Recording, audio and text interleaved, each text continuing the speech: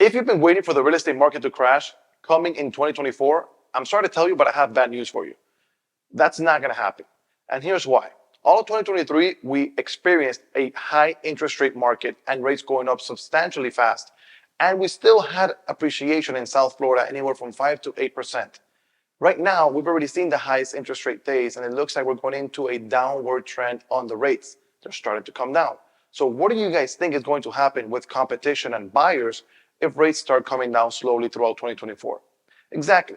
More buyers are going to enter the market, creating more competition. Unfortunately, inventory has not really changed much from 2021 and 2022. We are still at low inventory levels.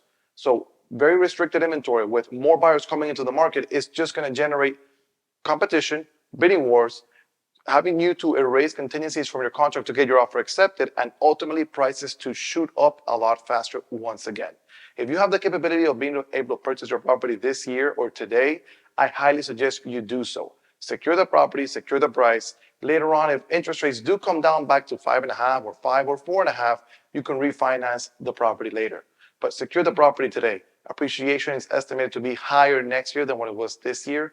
So I highly suggest if you can buy, do it now. If you cannot buy because your credit score and income are not up to par based on the property you want to purchase, let's sit down, give me a call, shoot me a message. Let's sit down and write a plan for you to follow in the next 6 to 12 months so you can successfully set yourself up to buy property. If you have any other questions, don't hesitate to reach out. My name is Bryan Roach, your real estate agent here in Miami, Florida, and I'll see you next time. Take care.